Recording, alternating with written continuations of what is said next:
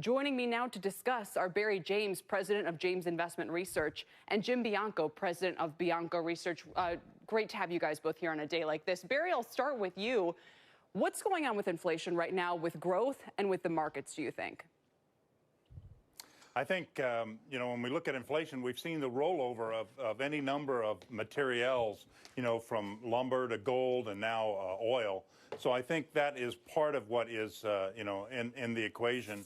And we look at of course, the interest rates, and, bond investors are saying, we're not worried about it. The weird thing is we now have real yields. The yield minus inflation is negative, and it doesn't tend to stay there for that long. So one or the other is going to be making the change. All right. Jim, which of these do you think is going to be making the big change from here on out? I fear it's going to be the stock market. I got a little bit of a different take. If you look at core inflation levels, you could take out lumber, and you could take out energy, you could take out all the commodities. Inflation is still as high as the overall headline rates as well, too.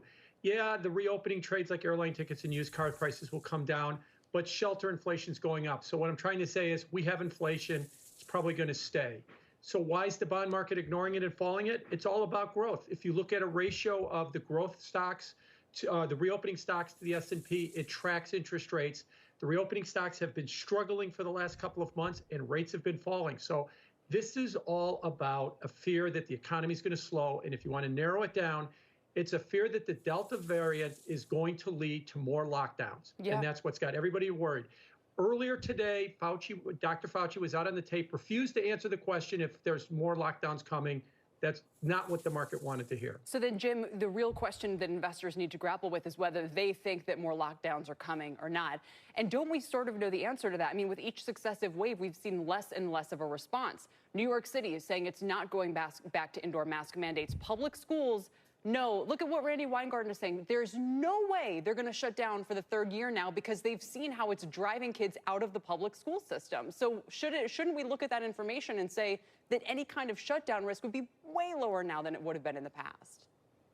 Yes, and Los Angeles did go back to masks, and the case counts, while low, have been doubling every 7 days.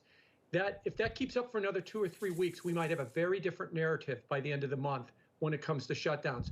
So we'll have to see how this goes. But right now, I think this market is worried that growth is stalling badly. And if you needed a story for why it's stalling, I think it's worried that the Delta variant is going to lead to some kind of a restriction in economic activity. All right, so let me ask both of you whether you would fade or follow this move, Barry. In other words, would you be picking up some of the stocks that are selling off because of these concerns, or do you think that you should follow the lead of the markets here and say you got to move to the sidelines on some of these more sensitive names until we have better clarity on the outcome?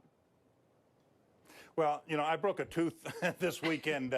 I think the tooth fairy's not coming to visit. I think she was busy putting money in people's, stock portfolios.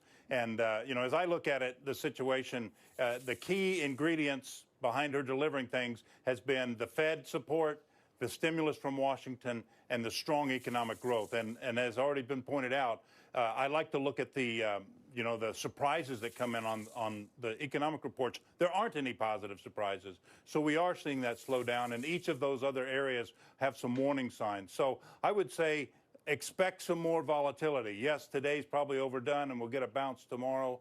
But use this time to realign your portfolio. And, we like some stocks that are, the COVID favorites like ASML and PayPal and the like. And those types of companies, we think, in this low interest rate environment will do real well. And they've got the staying power to hold up and go forward regardless of what we're seeing overall in the market. Yep, and you like also a home builder, LGI.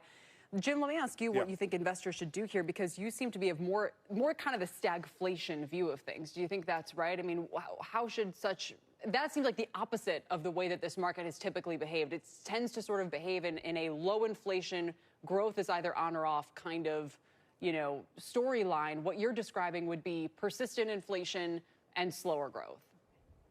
Yeah, first of all, let's remember that in a pandemic reopening, no one has a rule. Nobody has a guidebook for this. We have no idea how this is supposed to unfold. So we're all kind of feeling around in the dark. But if we're going to have a combination of sticky inflation because of either supply chain concerns or demand concerns because we've mailed a lot of people money and they're spending it right now, on top of concerns of more lockdowns and a slowdown in the economy.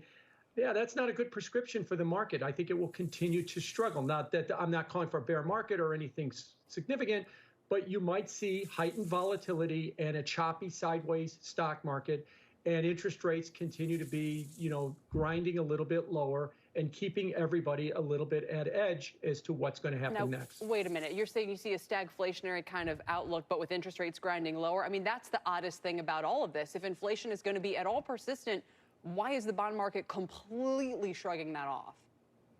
Because the Fed buys $1.5 trillion worth of bonds a year, and a lot of people have as their first reaction in the bond market to buy on economic weakness. And we've also got very low levels of stagflation, right? We're talking about 2 or 3% inflation. We're not talking about 5, 6, or 7.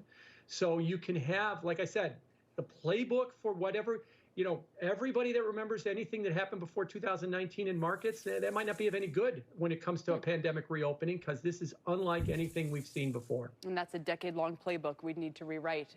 We'll see. Gentlemen, thank you so much. Jim Bianco and Barry James joining me to talk about today's markets.